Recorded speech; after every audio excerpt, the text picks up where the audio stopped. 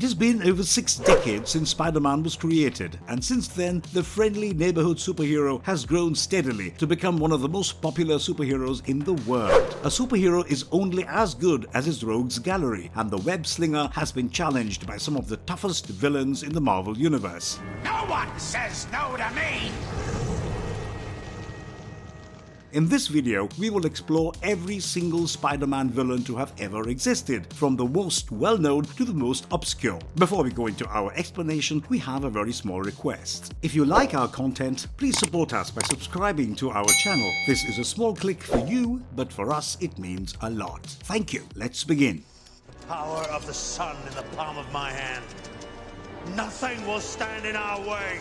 Dr. Octopus. Otto Octavius, aka Dr. Octopus, has been one of the oldest Spider-Man villains, and he has shown multiple sides of his character over the years. He grew up through a traumatic childhood under an abusive father, and he was coaxed by his father to use violence as a means of solving problems. He grew up to become a genius nuclear physicist, and he developed high-tech mechanical arms controlled by a computer. This was supposed to help him in his research, but the man was soon blinded by the extreme power of the 4 tentacle-like arms, which got him the name Dr. Octopus. According to one story arc, the mechanized arms got fused to his body after an accidental radiation, and even his brain had mutated to give in to this suppressed evil side. He took to a life of crime, and this eventually brought him at loggerheads with Spider-Man. The live-action movies explored his story arc quite thoroughly, and the comic books have been quite generous in making his duels with Spider-Man memorable. Using the immense power of his mechanized arms, he often overpowers the web slinger, and Spider-Man has to make use of some smart tactics to get the better of him. While he has been majorly portrayed as a notorious supervillain, Dr. Octopus has also been an anti-hero at times and teamed up with Spider-Man for a few missions. Out am I?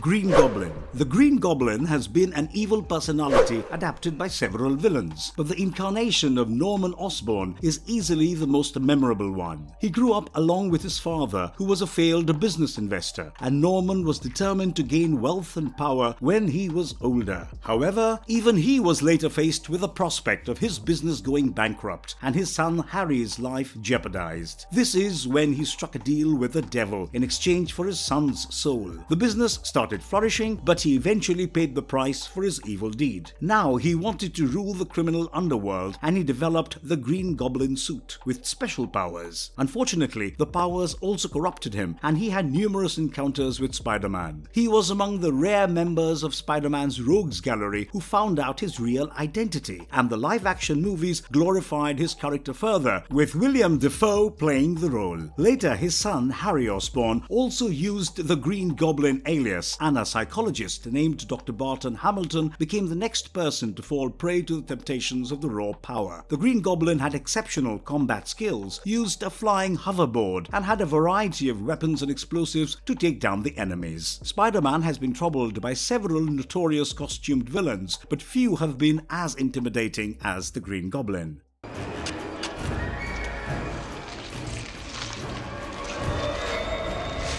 Venom. Every Spider-Man fan is familiar with the threat posed by the sentient alien symbiote. Venom has an amorphous, liquid-like form, and it survives and thrives after bonding with a host body, preferably human. Although Venom was introduced relatively late compared to some of the other major Spider-Man villains, it immediately made an impact and became popular with the fans. The first host of this nefarious symbiote was Spider-Man himself, and it took some time for the web-slinger to realize that he was turning to his dark side under its effects. Eventually, Spider-Man got rid of Venom, but it went on to merge with Eddie Brock, the troubled journalist. Venom thrives under the dormant and repressed dark side of every individual and adds to the same. It gives the individual extreme strength and powers, and Venom also had the ability to go undetected by the spider sense. This shape-shifting alien symbiote can mimic the appearance of other organisms, and after bonding with Spider-Man, it granted the hosts almost all the the powers of the superhero. However, Venom can be vulnerable to powerful sonic waves and fire, and this has been utilized by Spider-Man every now and then during their battles. Although Venom has been a nemesis for Spider-Man, getting the better of the superhero on countless occasions, later on it also shifted its focus to do some good. After Eddie Brock, Venom also bonded with the likes of Flash Thompson, and it has always been fun to witness the chaos and madness associated with this entity.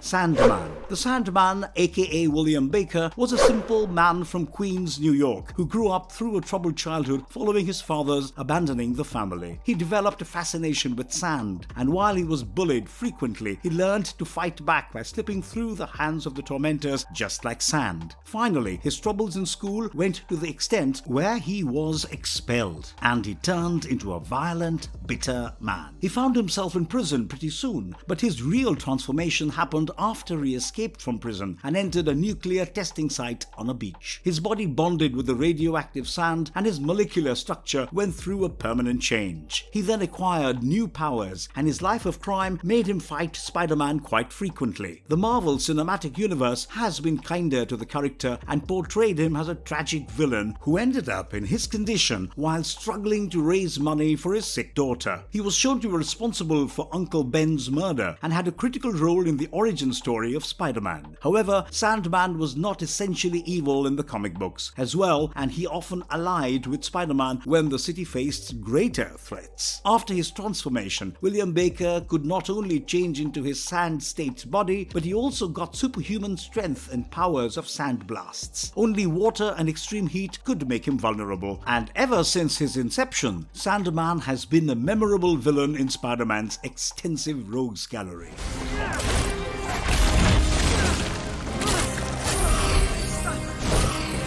Mysterio. It would seem baffling that someone with no evident superpowers could pose a serious threat to Spider-Man, but Mysterio proved to be an exception. His real name was Quentin Beck, who was a master of special effects and illusion. He worked as a stuntman in Hollywood, and when he failed to make it big as an actor, he took to a life of crime. He managed to frame the friendly neighborhood superhero for a robbery case, and he also used chemicals and technology to outsmart Spider-Man during their fight. He also joined the Sinister Six in order to get his revenge on Spider-Man, and later story arcs explored his character further. As an individual, Quentin Beck had no superhuman skills, but he uses his skills of magic, hypnotism, and stage illusions to good effect. He is also a skilled combatant and uses several equipment and devices to help him fight his enemies. In the MCU, Mysterio appeared in Spider-Man Far From Home, played by Jake Gyllenhaal, and the character tricked Spider-Man into believing in a lie that he had created. It took some time for the superhero to see through his illusions, and Mysterio was fought and defeated. However, the post-credits revealed that Mysterio revealed the real identity of Spider-Man to the public before dying, making him look like a public enemy. It took some serious time travel and further complications to fix the wrong, and once again, his treachery made Mysterio get Spider-Man into trouble.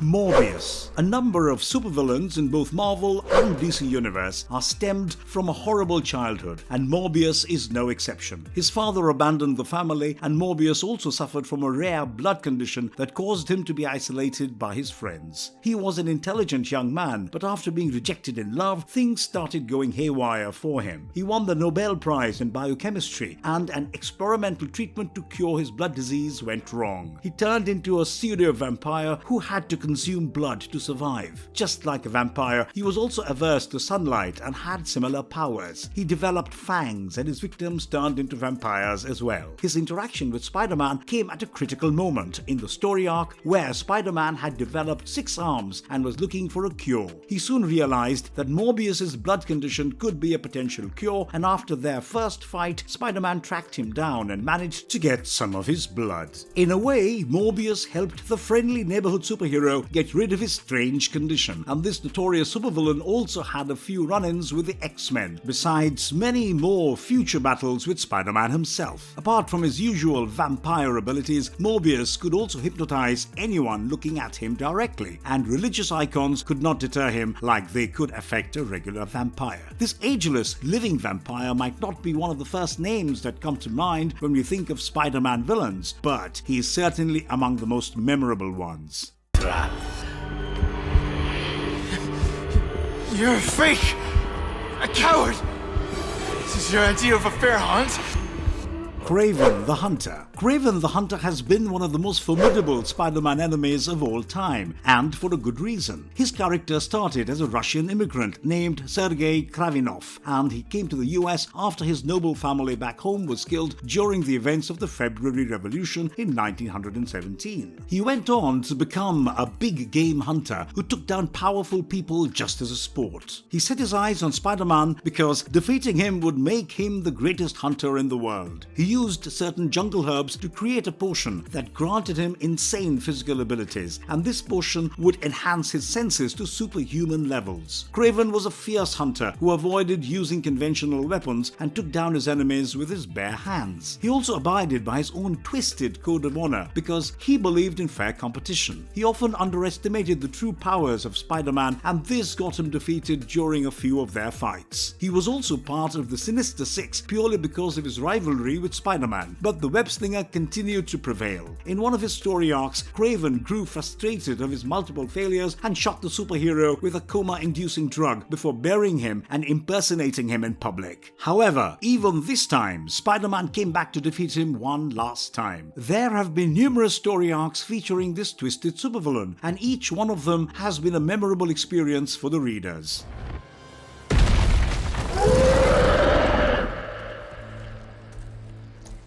Carnage. Just like Venom, Carnage is also a deadly symbiote, but luckily for Spider-Man, the two didn't get along. In fact, Carnage is as much a nemesis for Spider-Man as he is an arch-rival for Venom. Similar to Venom, Carnage is also an amorphous, parasitic alien symbiote and needs a human host to bond with. While Venom was largely restricted to a few hosts, Carnage had several, and, in many ways, this symbiote was a darker and deadlier version of Venom. Some of Carnage's memorable hosts included the psycho killer Cletus Cassidy, Carl Malice, Norman Osborn, and even Gwen Stacy. Carnage is regarded as a female symbiote and even gave birth to an offspring called Toxin. Some versions suggest that Carnage was more powerful than Spider-Man and Venom put together, and this was because the symbiote developed on Earth in an alien environment. She is capable of planting evil thoughts in the host's mind using a symbiote tendril, and she has shown having all the powers of Spider-Man, such as sticking to a wall or climbing tall surfaces effortlessly. Carnage also has insane regenerative skills, and there have been instances of her recovering after being ripped apart in half. Cassidy, one of Carnage's primary hosts, had mastered the use of this symbiote to his advantage, and his maniacal will made Carnage even stronger. We believe that Carnage has been relatively underused in the Marvel Universe, and there is a lot of scope to develop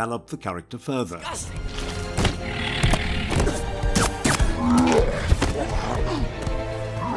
Lizard. Dr. Curtis Connors was a renowned geneticist until one of his research experiments went terribly wrong. He was exploring the ability of reptiles to grow back their missing limbs, and he developed a lizard DNA serum which would provide humans with similar abilities. However, he tested this on himself and turned into a dangerous anthropomorphic lizard. Spider-Man initially helped him get rid of this condition, but the trait of the lizard remained in his subconscious. He would often turn into his lizard form, and during these times he lost the usual control of his brain. He believed that if allowed to continue, one day the lizard form would completely take over, and thus he always worked to find a permanent cure for his condition. The reptilian humanoid monster has encountered Spider-Man on countless occasions, and many times the web-slinger found himself on the wrong side of Lizard's personality. Although most people know him as a recurring Spider-Man villain, Lizard has also been effective as a capable ally, especially during his fight against Rhino Rhino. In his transformed state, Dr. Curtis, or Lizard, possessed extreme strength while also portraying significant intelligence. He also had lethal, sharp claws and could scale walls quite easily. His thick skin made him highly resistant to injuries, and the razor-sharp teeth could land a lethal bite on his opponent. Overall, Lizard has been a remarkable character in the Spider-Man universe, and his fights with Spider-Man have been iconic to say the least. Willie, you seem angry. I will destroy you! Take your best shot. Kingpin. According to commonly used mafia slang, the word Kingpin means a crime lord, and this Marvel character surely lived up to his name. He was easily among the deadliest mob bosses in New York City, and his crime spree went on to have some superhero enemies such as Spider-Man and Daredevil. He started off as a poor kid named Grant Fisk, who was always bullied in school because of his obesity, but he soon learned to fight back by forming a gang, using his training in combat. He was spotted by a mob boss who took him in as a mentor, but Kingpin turned on his savior in quick time. Besides antagonizing the superheroes, Kingpin also had some villainous enemies in the form of Hydra and Madger, the infamous groups. Later, he formed a massive criminal coalition to deal with the threats posed by the likes of Spider-Man. One-on-one, he couldn't stand a chance against the mighty superhero, but his evil mind always had some plans to get the better of him. He had some memorable face-offs against Daredevil and Punisher as well, and he would usually fight them using his hired assassins or rogue supervillains. As we have discussed before, his main strength is his intellect, and he is also a skilled martial arts fighter. The bald, obese crime lord can be highly deceptive, and you would be amazed to learn about some of his personal accomplishments in the comic books. A recent story arc portrayed him retiring gracefully, and for the sake of the character, we hope that Kingpin is brought back very soon.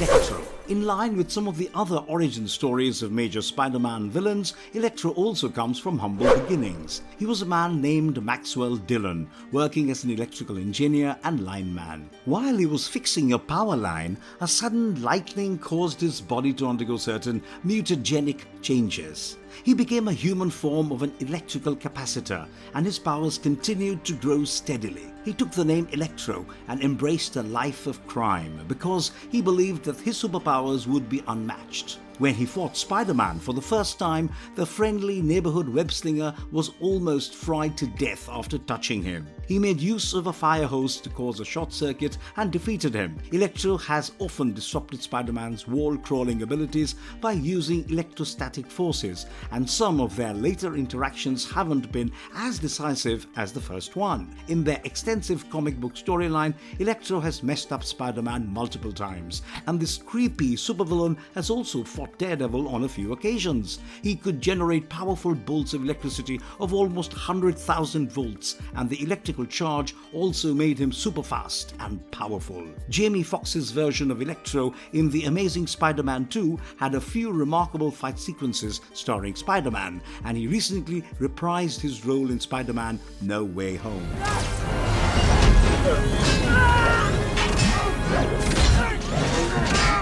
Vulture. Adrian Toombs, aka the Vulture, might be a psychopath, but he is also a genius with immense knowledge of technology. He studied as an electronic engineer and developed several incredible devices, such as a superpowered flight harness. After he lost his job under unfair circumstances, he turned to a life of crime, taking the name Vulture. He developed an enhanced version of his flight harness, which was electromagnetically powered, and this allowed him to fly around. The harness also enabled him with extreme strength and increased his lifespan instantly. He went on to become a feared, remorseless killer, and his life of crime brought him in conflict with Spider-Man. He developed a device to steal Spider-Man's youth, and this left the young superhero in an elderly form while transforming Vulture into a young man.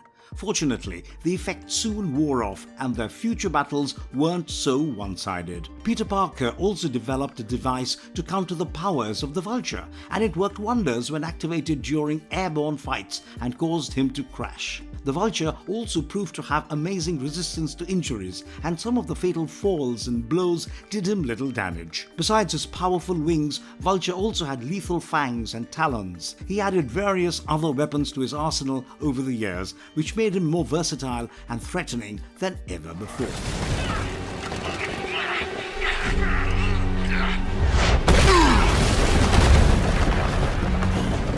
on someone your own size, Rhino.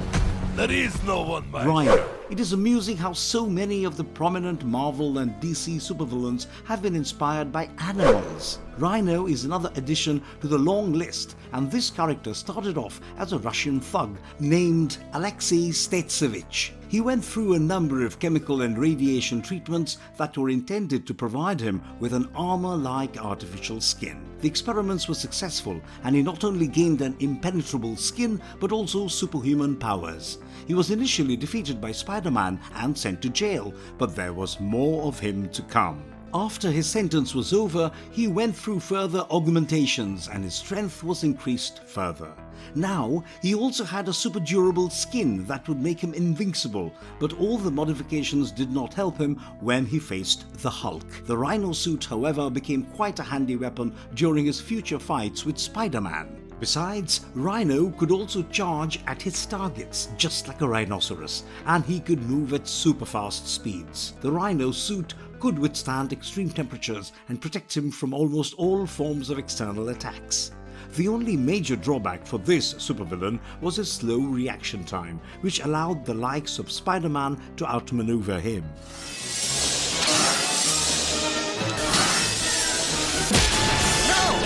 Get your hands off me! Chameleon. Chameleon is famously known for being the first major villain encountered by Spider-Man during his journey as a superhero. He was a man of Russian origins, named Dmitry Smerdyakov, and from a very young age he showed signs of an incredible talent for disguise. He could impersonate just about anyone, and his masterful disguise skills made him take the title Chameleon. He even impersonated Spider-Man and got him framed for his crimes. But the treachery did not last long and he was eventually arrested. Later he managed to inspire Craven the Hunter to get rid of the web slinger, and in a few story arcs, Chameleon even took on the likes of Iron Man and Hulk. His mental condition worsened after his half-brother committed suicide, and he wanted to make Spider-Man suffer the consequences of his pain. He even formed an alliance with Harry Osborn, the Green Goblin, but none of his plans ever amounted to something substantial. He did, however, cause a mental breakdown for Spider-Man, and he was also one of the few villains to uncover the real identity of Spider-Man as Peter Parker. There have been a few morbid versions of Chameleon, such as the time when he brutally killed his victims and dumped them in an acid bath. Chameleon was a unique antagonist who started off with almost no superpowers as such, but over time his impersonation skills became unbelievably real. He made use of certain devices, such as the holographic technology-enabled computer, to be changed into someone at the push of a button. Dressed like a scorpion, where would I be? Behind you! Me, I'd end it now. Scorpion. McGargan, who later became Scorpion, was a private investigator who was assigned the task of finding out how Peter Parker got the best pictures of Spider-Man. Peter easily managed to evade the prowling eyes of the detective, but his employer, Jonah Jameson, used Gargan as a guinea pig for his new experiment. This was supposed to enable him with the powers of a scorpion, because the creature is a natural enemy of spiders. McGargan received a powerful club-like mechanical tail, and many other superpowers that made him defeat Spider-Man twice. However, these experiments also messed with his mind, and the predatory instincts of Scorpion soon took over his human sanity. He harbored a maddening vendetta against Spider-Man and attempted to destroy the friendly neighborhood superhero on multiple occasions. A solid blow from his tail landed some heavy damage on his enemies, and he also had powerful pincers as a part of his costume, which allowed him to tear apart Spider-Man's webbing. The Scorpion armor continued to be further developed over the years, and his numerous battles with the web-slinger made for some very exciting pages in the comic books. A little late for Halloween. Name's Hobgoblin, and you're right on time for your funeral. Hobgoblin. Just like the Green Goblin, Hobgoblin has been an alias for various supervillains across the Marvel Universe. One of the first ones was an egotistical billionaire, Roderick Kingsley, who altered Norman Osborn's formula to improve some of its aspects. He took to a life of crime and framed others in an effort to get away. He was eventually exposed by Spider-Man, which caused him to flee New York, but he returned soon afterwards in his Hobgoblin avatar. A reporter named Edward Leeds was brainwashed by Roderick and filled in for the evil billionaire as the Hobgoblin during his absence. Later, a petty thug named Lefty Donovan also showed the results of the Goblin formula and troubled the citizens briefly as Hobgoblin. Several other villains have taken up the mantle, and a vast majority of them ended up being Spider-Man foes and clashed with the superhero. The Hobgoblin powers included an advanced goblin glider and an array of explosives and weapons that made it an invincible fighting machine. Hold it! Is the big shot hero wall crawler stuck? Let me give you a hand! Hydraman. A simple crewman on a cargo ship, Morris Bench, was accidentally knocked overboard by Spider-Man. Unfortunately, just as he fell into the waters, a powerful experimental generator was being tested, and unknown radiation and exposure to certain bacteria changed him into the Hydraman. Naturally, he blamed Spider-Man for his condition, and the sole purpose of his life became the destruction of the web-slinging superhero. He was defeated by Spider-Man, but Hydraman was not one to back down so easily. In one of the story arcs, he combined with Sandman to form a monstrous entity called the Mud Thing. Once again, Spider-Man emerged victorious in this conflict, and Hydraman went on to join the Sinister Syndicate, a nefarious group of supervillains. He also joined forces with the Green Goblin to get rid of Spider-Man, but even their best efforts bore no results. Hydraman might not have tasted much success against Spider-Man, but he certainly made for stiff competition for the superhero. He had the powers of transforming into a liquid form, and this enabled him to access certain small openings and areas that would be otherwise unreachable. He could also increase or decrease his mass as he desired, and later certain enhancements made him even stronger. Overall, he was always a skilled fighter, who deserves to be considered as a serious threat to Spider-Man.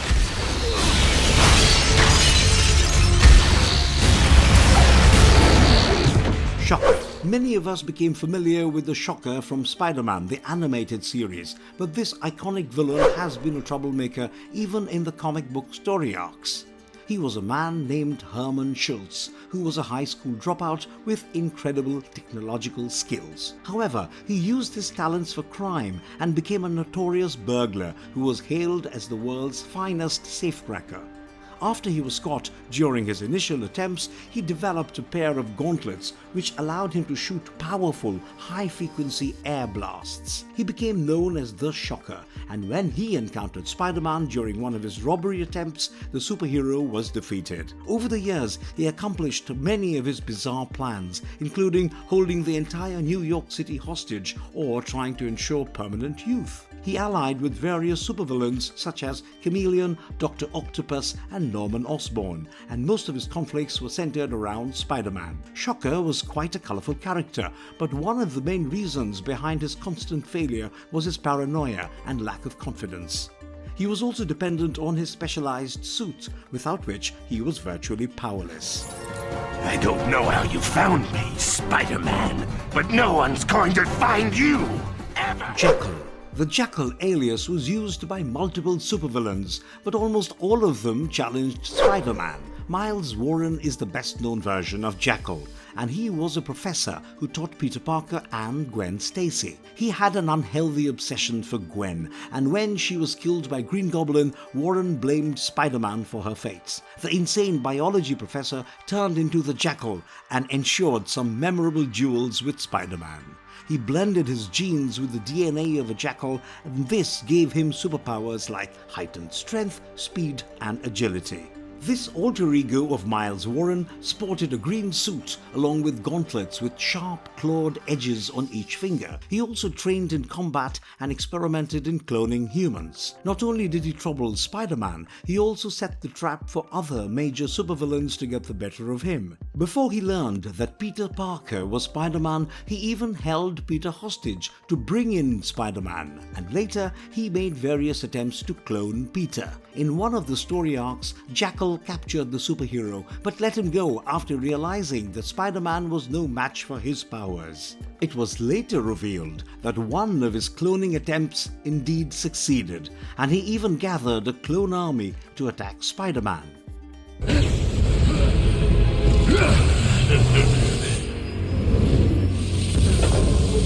Hammerhead. This sworn enemy of Spider-Man was a mobster who dressed up like he belonged to the 1920s. His family had immigrated from the Soviet Union to Italy, and he always dreamed of growing up to be a gangster. He started as a small-time hitman and soon gained a reputation for rising through the ranks of the mob. Later, he killed his own father because he believed that his abusive parenting led him to become a villain. During his stint with the mob, he was once battered and bruised with severe injuries to his head. A crazy surgeon who had lost his medical license found him and used this opportunity to redeem his glory. Hammerhead was operated on, and a part of his broken skull was replaced with a steel alloy. However, his only retained memory was of a mob boss from the 1920s, and he started behaving like one after he woke up. He then clashed with Spider-Man during a gang war, and the superhero forced him to leave the country. He came back for revenge and even kidnapped Aunt May to gain leverage. Spider-Man rescued his aunt, and slowly Kingpin took over his position in the crime ring of New York. Hammerhead continued to appear in various story arcs, and even without any notable superhuman abilities, he was a unique antagonist in the diverse supervillains gallery of Spider-Man. Oh, hey Spider. Felicia, the Magi are no joke. You shouldn't be playing with them. Oh, but I like Black Cat. It wouldn't be unfair to say that what Catwoman is to Batman, Black Cat is to Spider-Man. Across their multiple story arcs, Black Cat, aka Felicia Hardy, has been everything from his sworn enemy to his love interest. Her father was a famous cat burglar, and she had a traumatic experience in college where her boyfriend forced himself upon her. However, she refused to duck down as a villain and trained in combat. Unfortunately, before she could get her revenge, her boyfriend died in a car crash, and she used her new skills in her burglary attempts. During her life of crime, she used the Black Cat costume, and right from her first interaction with Spider-Man, she felt an unexplained connection with him. She trusted him and tried to gain his attention, and in return, the friendly neighborhood superhero tried his best to undo her criminal record. After she proved her true intentions time and again, Peter did get into a relationship with her, but she started to grow insecure about her lack of superpowers. This helped Kingpin lay a trap for her, and she underwent a procedure that got her bad luck, which also affected Spider-Man. Eventually, they broke up, and she started robbing the rich to give to the poor. In the course of time, she fought the superhero, led him into traps, and their adorable bond turned into enmity. While Black Cat never had any superpowers, she later acquired the ability to cause bad luck to anyone in her vicinity. Calypso. This voodoo priestess from Haiti posed a serious threat for Spider-Man quite a few times. Calypso was a psychopathic woman, and she was also associated with Craven the Hunter before driving him to commit suicide. In a later story arc, she was shown to have incredible supernatural powers, which she acquired after sacrificing her younger sister. She almost ended up killing Spider-Man before the superhero managed to fight back, and she was seemingly killed in retaliation. However, the menace soon resurfaced, and this time Calypso was after Haitian refugees whom she turned into zombie slaves. She fought the likes of Daredevil as well, but her bitter rivalry with Spider-Man always made for some mouth-watering stories. She tried to use her spells on Spider-Man and Alyosha, but it did not work, and she was eventually captured and killed by the latter. Calypso's major abilities included her knowledge of the dark arts, and she used totems, voodoo drums, magic potions, and various spells to achieve her sinister plans. She could also control the minds of her victims and resurrect the dead, but even with all these supernatural powers, she never really became more than a serious nuisance for the wall-crawler superhero.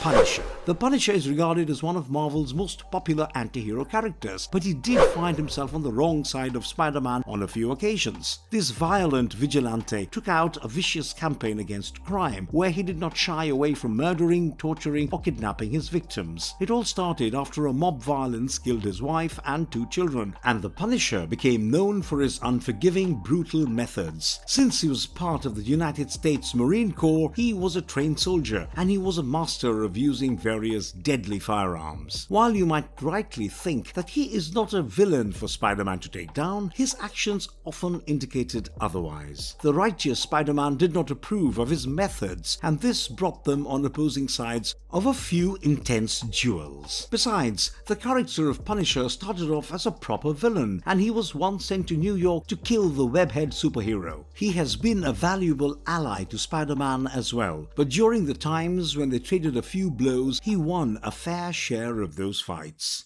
Alone. There's a poem in there somewhere. You know better than me.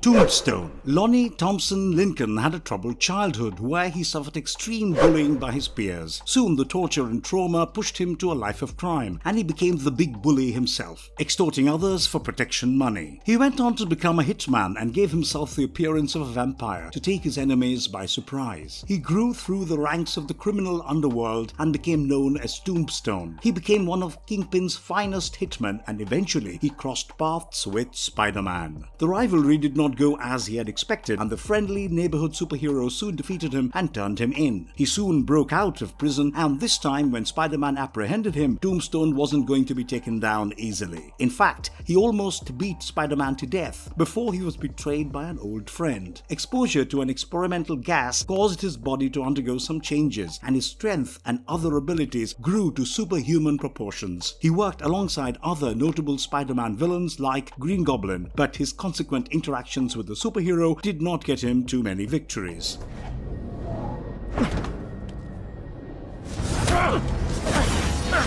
Spider-Man, this would be Mr. Negative. A Chinese immigrant named Martin Lee tried to move to the US, but he got up on a slave ship, and a mob boss named Silvermane turned him into a test subject. An experimental drug was used on him, and it gave rise to 2 distinct personalities: Mr. Negative, a ruthless crime lord who seeks to take over New York City, and Mr. Positive, a philanthropist who cares for the poor. This dissociative personality disorder ensured that Mr. Negative did not have a shred of conscience or goodness, but eventually it was closed that the man was aware of both his personalities. Mr. Negative once tried to kill Spider-Man with a special formula called Devil's Breath, but the web-slinging superhero escaped unhurt by holding his breath long enough. He tried to destroy the superhero on a few other occasions, and Mr. Negative also fought the likes of the Punisher. His appearance was that of a photographic negative, and he possessed superhuman strength apart from his ability to mind control others and use energy to charge various weapons around him. You've been a very naughty boy. Let him go!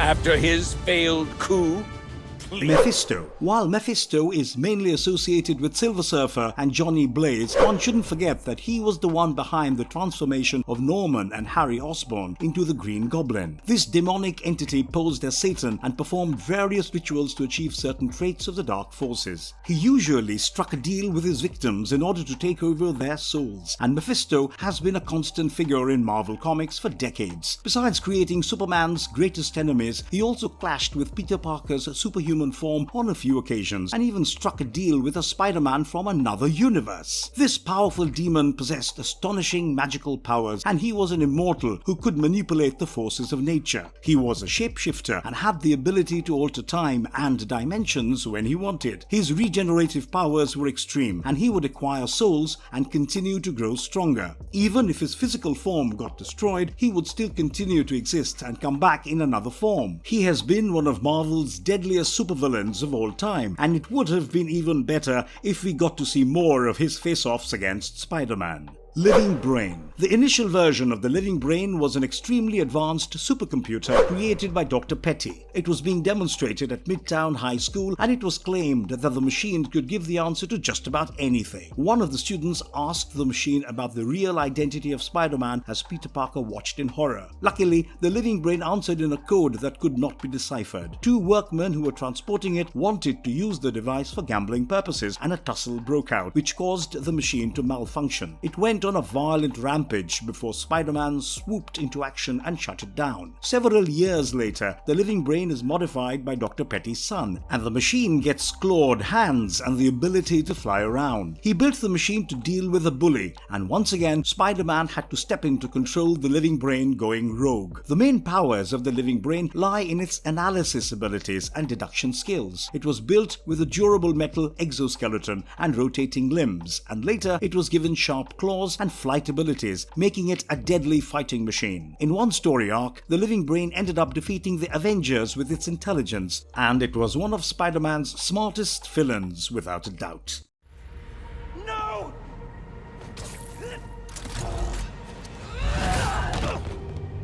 Tinkerer. An old man is hardly what you would imagine as a dreaded Spider-Man villain, but Tinkerer ensured that all doubts were kept aside when they faced off. He was a man named Phineas Mason, who was famously known for his innovative inventions and designs of some really cool weaponry. He got the name Terrible Tinkerer in his business, and he ran an underground shop under the guise of a radio repair store. He also used radios to spy on important state officials to blackmail them, and during his fight against Spider-Man, he was seen getting away in a flying, saucer-looking hovercraft in typical Green Goblin style. He also developed an advanced robot called the Toy, which was used to fight Spider-Man. Besides his direct conflicts with the superhero, he also allied with the likes of Kingpin and helped Mysterio develop his suit. He was associated with a few other supervillains like the Vulture, and later his son, Rick Mason, became an infamous mercenary. The main power of Tinkerer lies in his incredible intelligence and inventions. He specialized in weapons, and although his old age limits his physical capabilities, he makes up for such shortcomings with his deadly devices. Big Man. When you first look at Frederick Foswell, a quiet but dutiful reporter working for Daily Bugle, you wouldn't really imagine a mob boss. However, the man led a secret double life as the Big Man, who was the leader of an infamous group called the Enforcers. In order to maintain his secret, Big Man dressed up in oversized coats and a mask, with giant boots to conceal his real appearance. He tasted some success in the criminal underworld, but his success story was interrupted after he locked horns with Spider-Man. The friendly neighborhood superhero proved to be more than a match for the man, and the entire group of enforcers is captured by the police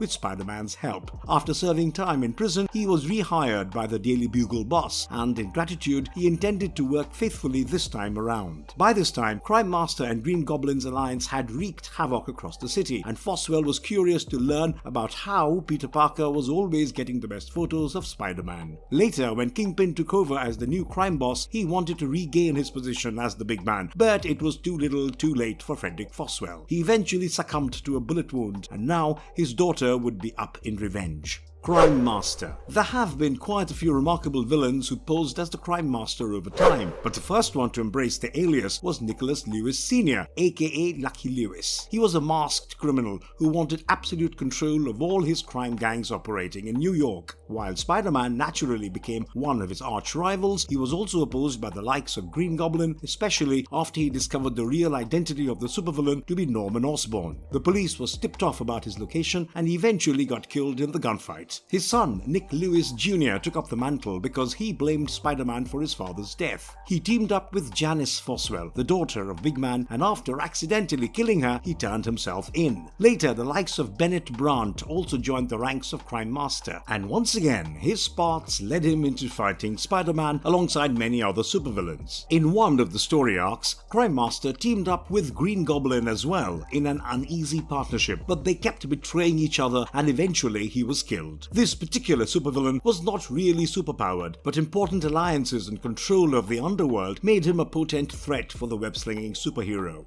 Iguana. Iguana was a result of some flawed experiments conducted by Curtis Connors, the biologist who had turned himself into the lizard. While trying to get rid of his condition, he tested a new innovator on an iguana, but the results turned the creature into a deadly mutated form. It had the memories of the lizard and the mutant powers, which made it an adversary for both the lizard as well as Spider-Man. However, Lizard and Iguana were quick to form an alliance against the superhero and made life difficult for the web slinger. Finally, Iguana was defeated by Spider-Man, who used the innovator to increase the iguana's powers to infinite proportions. This, in turn, decreased the effect of the lizard, and Curtis Connors' condition was healed. The abundance of powers almost made Iguana explode, and later it turned back to its original harmless form. However, this wasn't the last we saw of Iguana, and he was back to fight Spider-Man at the Central Park Zoo a few years later. He tried hypnotizing the superhero, but failed, causing one more of his failures. The powers of Iguana included extreme strength, sharp claws, a powerful tail, and an almost bulletproof skin. He could also hypnotize people by looking straight into their eyes, but the tactics did not work with Spider-Man. Spencer Smythe.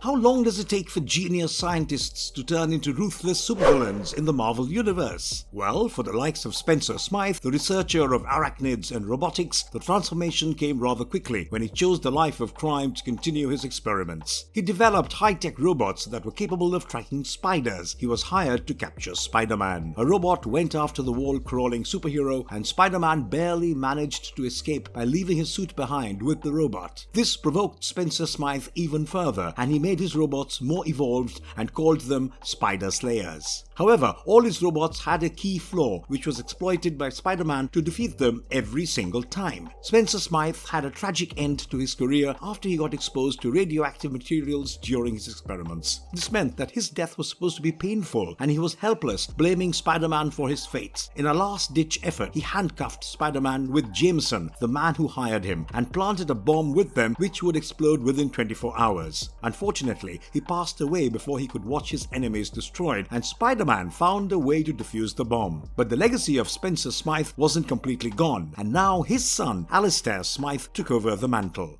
Robot Master Gaunt. While Robot Master or Gaunt is regarded as one of the most terrifying Marvel villains of all time, he started off as a scientist named Professor Mendel Storm, who worked for Oscorp Industries. One of his major experiments included the magical chemical that turned Norman Osborn into the Green Goblin. Meanwhile, Norman found out that the professor was embezzling funds and turned him over to the cops. Once he was found out, he wanted revenge and used some lethal robots to try and kill Norman Osborn. Spider-Man stepped in and foiled his plans, and it looked like the man died of a heart attack shortly thereafter. However, he had already planned in advance for his death, and his spirit was transferred to a robotic body double. This became the Robot Master, and in a remarkable storyline, he clashed with Spider-Man, only to be defeated by the superhero. Later, he returned in a cyborg form called the Gaunt, and Osborn tried to believe that he survived the fatal heart attack because of the Green Goblin formula that he invented. Mendel Storm continued in his efforts to kill both Norman and Spider-Man, and he even sent a Sentinel robot for the job. Unfortunately for him, none of his plans succeeded, and he was perceived as one of those supervillains with a lot of potential but very little impact. As a scientist, he was extremely skilled with robotics and chemistry, and as Gaunt, he developed an enhanced physical form that was studied with various defense systems. His head connected to a cyborg body was as creepy as it was powerful, and he introduced further upgrades to his abilities, such as laser projection and the power of flight. Chill, Blackie. This will be over soon.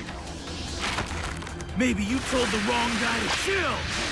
Molten Man. Molten Man might have started his journey as a dreaded nemesis of Spider-Man, but he redeemed himself and refrained from his evil ways with time. He was initially a man named Max Raxton, and his scientific skills were never appreciated at Oscorp, where he was a lab assistant for Spencer Smythe. When the latter invented a new metallic alloy to be in his robotic creations, the Spider Slayers, Mark tried to steal the product and accidentally spilled it over himself. He was initially scarred for his life after his skin turned golden, emboldened and absorbed the liquid alloy, but soon he discovered that he now had certain superpowers. As Molten Man, he was not just extremely powerful, but also invulnerable to damage. Even Spider-Man's webbing kept slipping off his frictionless metal skin. He could also generate powerful flames which could turn his enemies to ashes. He picked certain criminal activities for monetary gains, and Spider-Man had to step in to stop the criminal from becoming worse. He was imprisoned once, but his cat-and-mouse game with law continued, ensuring further face-offs with the wall-crawling superhero. Over time, Molten Man's condition became worse, and the metallic skin started to consume itself. He tried to find a cure desperately, and finally, during one of their fights, he was knocked into a swimming pool which helped his metallic skin cool down. Although he was taken to a special prison for superpowered criminals, he turned a new leaf after his release. He went on to repent his crimes and even allied with Spider-Man, becoming his trusted friend.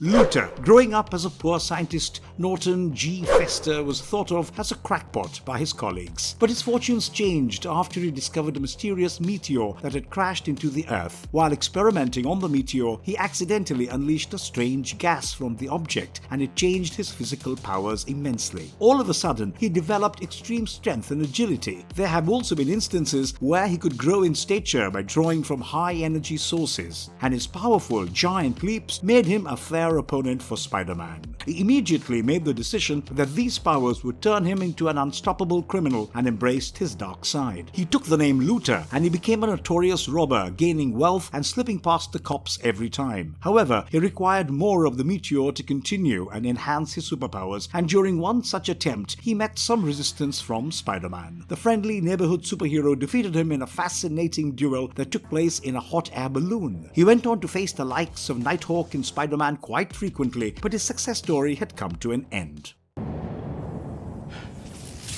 Can't let you go back out there. Let Krieger and the Tinkerer kill each other. Prowler. Hobie Brown was an angry young African-American teenager who got into trouble for his temper issues quite often. He was fired from his job, and he eventually decided to dress up as a supervillain to steal certain items. He would then return the stolen goods in his original appearance, trying to get a good name for himself. He dressed up in a green and purple costume, and once tried to rob the entire payroll of the Daily Bugle. He got into a scuffle with Peter Parker, who couldn't fight him with all his might because that would give away his secret identity. During this fight, Peter was thrown out of the window by Hobie and barely managed to save himself using his Spider-Man abilities. Meanwhile, Hobie was traumatized by the extent of his actions, and soon he was apprehended by Spider-Man in a one-sided fight. However, Spider-Man soon realized that the young man was not essentially evil and just a misunderstood fellow. He wanted to give him a chance and spared him from the cops. Hobie turned a new leaf and gave up his life of crime, and even assisted the superhero in a few cases by impersonating him to protect his secret identity. There have been many interesting story arcs featuring the Prowler, some showing him as Spider-Man's adversary and others playing more to his good side. Although he was quite a capable fighter, he had no apparent superpowers, and he used the advantage of his cool inventions such as the steel-tipped gauntlets to climb walls and rubber-insulated boots to absorb shocks in order to have an edge in tricky situations. Finisher. The Finisher, aka Carl Fiers, belonged to a wealthy family infamously known for its amoral ways. He took up the life of an assassin simply because of the challenge and thrill that came with it, and he went on to work for the false Red Skull. He killed a couple of CIA agents, including Richard and Mary Parker, and many years later he finally faced off against their son, Peter Parker, or Spider-Man. The fight was short-lived for Finisher, who failed to finish off the web slinger with his array of missiles. The same missiles exploded after being led back by Spider-Man, and he appeared to have been killed in the explosion. He survived the blast, but was never the same again. He continued with his sinister plans, but they lacked the impact that he could have in his prime. Finisher did not have any superpowers, and his main assets were his technological advancements and high-grade weapons that came with his suit. Unfortunately, this also meant that he was helpless without the technological backup, and Spider-Man made a quick meal of him during their encounter.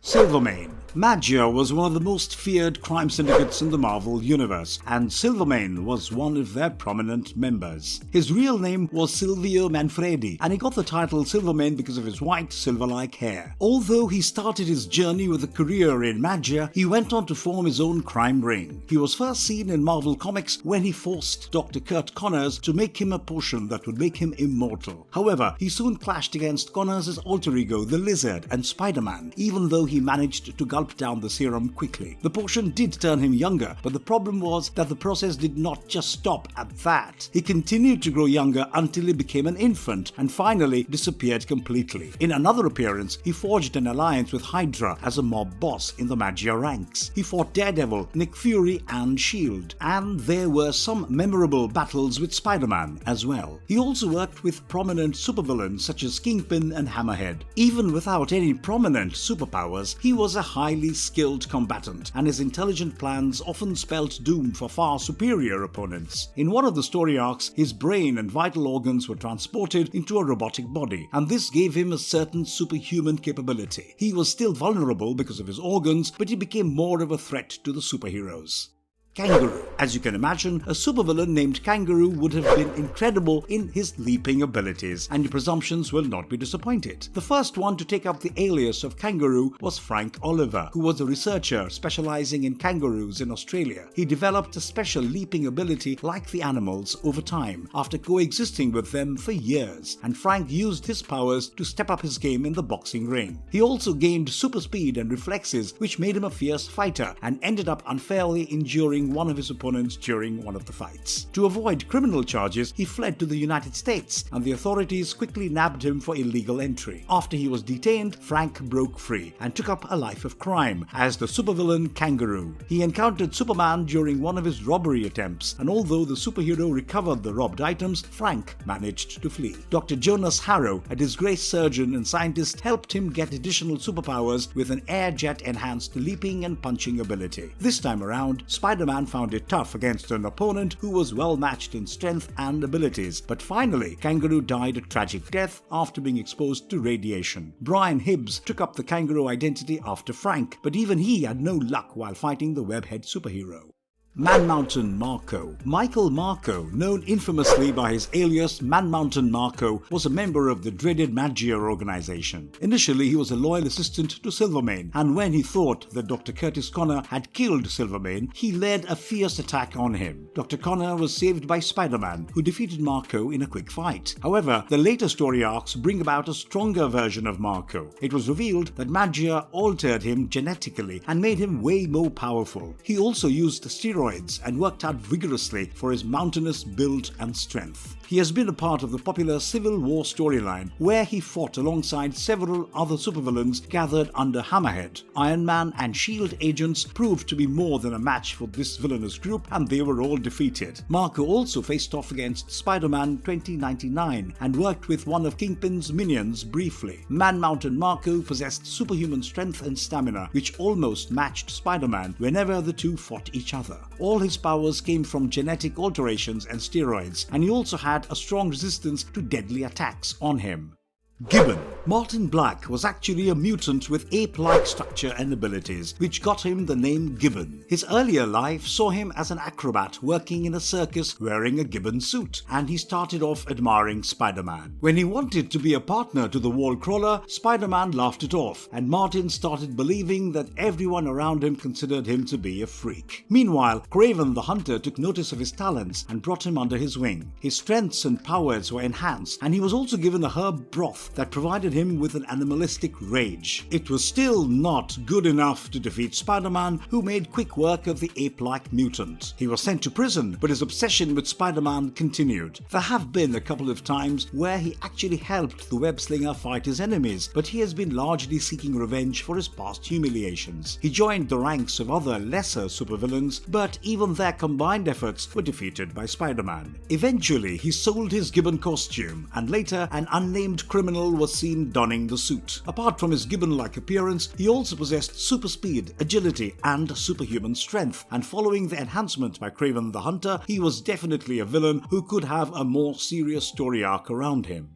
Man-Wolf. John Jonah Jameson III has been a constant presence amongst the notable Spider-Man antagonists, and his story is quite a fascinating one. He was the son of the publisher of the Daily Bugle, and ironically enough, this Spider-Man villain was actually saved by the superhero. He was an astronaut, and when his craft malfunctioned, it was the friendly neighborhood superhero to the rescue. Later, he was infected by spores that enabled him with super strength and also took a toll on his mind. His father coaxed him to fight Spider-Man, and he used a special suit to fight the superhero. He initially took the title of Colonel Jupiter, but he turned into Man-Wolf after he was transformed into a lycanthropic entity. Morpheus, the living vampire, made use of his condition, and he had some memorable run-ins with Spider-Man over the years. However, many of the story arcs actually portray him as an ally, and he even convinced his father to let go of his hate for the superhero. He started off as a talented astronaut and space pilot, and later he gained supreme strength to turn into a lethal fighter. He also grew more violent, and as the Man-Wolf, he also had an insanely supreme healing factor, just like a traditional werewolf. His appearance in Spider-Man, the animated series, is still remembered by the fans.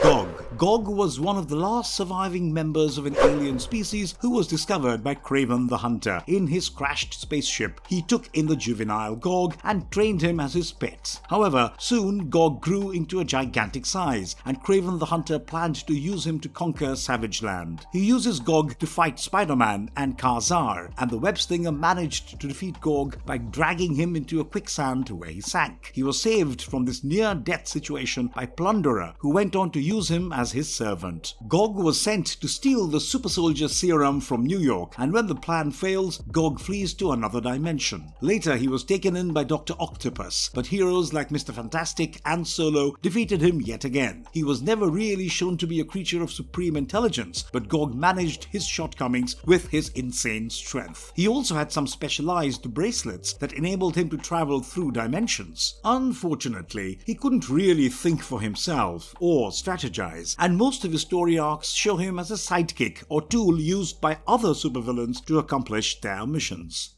Schemer. Schemer, aka Richard Fisk, was completely unaware of the real profession of his father for a very long time. He grew up in a wealthy family, and even though his father was occasionally abusive, he still loved him like a dutiful son. Later, he realized that his father was the notorious Kingpin, or Wilson Fisk, a dreaded crime lord. He realized that the luxuries that he enjoyed as a child were only because of criminal activities, and he was determined to make amends for his father's crimes. He faked his death in a skiing accident, and Kingpin believed it to be suicide and fell into depression. Soon, a mysterious gang led by Schemer emerged in New York. This organization was only focused on destroying Kingpin's empire, and finally, Kingpin got to know that his own son was after ruining his flourishing crime business. The shock was too much for Kingpin to bear, and after he went into a catatonic state, Richard blamed himself for his father's condition. He even joined Hydra and used their resources to return Kingpin to good health. He eventually vowed to strengthen his father's organization and exchanged a few blows in fierce bouts with Spider-Man. He fought as his alias Rose, who wore a bulletproof suit but had no apparent superpowers apart from basic weapon skills and combat abilities.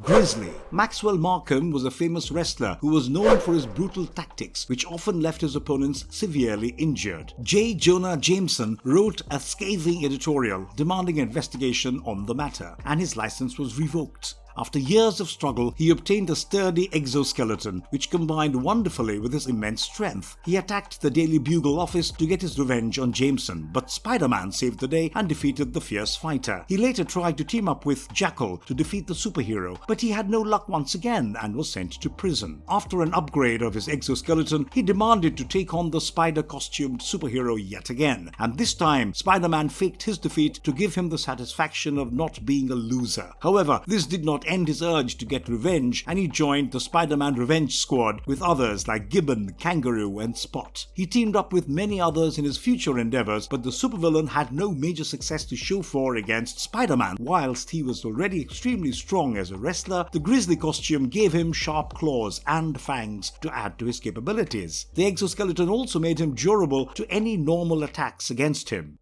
Tarantula. A few supervillains have used the codename Tarantula, but Anton Miguel Rodriguez was the first one to use the alias. He was a violent revolutionary in a South American republic and switched allegiances with the fascist government after his organization brought false allegations against him. Later, he started a criminal career in the US as Tarantula, and after hijacking a ferry service on Hudson River, he was apprehended by Spider-Man. After being defeated and thrown into prison by Spider-Man, Tarantula swore revenge and escaped the prison cells shortly thereafter. He was hired by an evil corporation to kill Spider-Man, and they injected him with a specialized serum to give him superpowers. The experiment was interrupted by Will-O-the-Wisp, and Tarantula transformed into a gigantic spider-like creature. In his mutated form, he fought Spider-Man yet again, and this time he proved to be more than a match for the superhero. But he soon realized the true horrors of what he had turned into, and jumped off a tall building and begged the cops to shoot him dead. He was killed and spared of his miseries, but later a man named Luis Alvarez used his name to serve as a government agent for his country. He also tried to assassinate Spider-Man, but his plans failed, just like his predecessor. A few others took up the mantle of Tarantula following his demise, but almost all of them had brief run-ins with Spider-Man.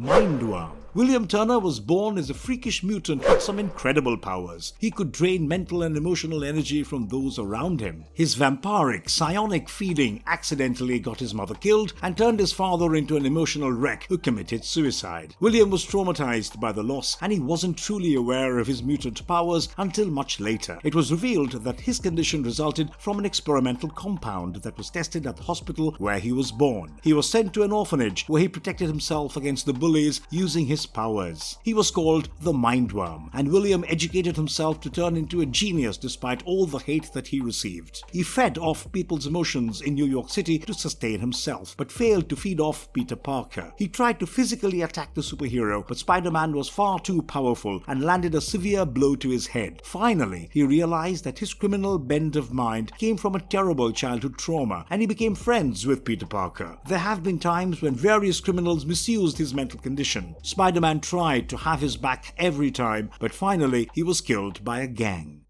Big Wheel. Marvel never ran out of innovative new villain ideas, and Big Wheel was another outrageous addition to their extensive rogues gallery. The first antagonist to ride around in this massive metal wheel was Jackson Wheel, an unethical businessman accused of funds embezzlement. In a state of despair, he sought help from Tinkerer, who devised him the gigantic metal fitted with guns and other weapons. It was capable of scaling buildings or driving around, and Sanctuary inside the wheel was like being inside a tank. He fought Spider-Man armed with the Big Wheel, but after a fierce battle, the wheel was thrown into the river and Jackson Wheel was presumed to be dead. Another story arc revealed that he had survived and suffered the consequences for his crimes. He was now an ally of Spider-Man, willing to change his criminal ways. After Jackson, another unnamed operator used the Big Wheel briefly before Spider-Man brought him down. It wasn't exactly Spider-Man's most respected villain because the giant metal wheel lacked any superpowers, but the character of Jackson Wheel did have an intriguing origin story.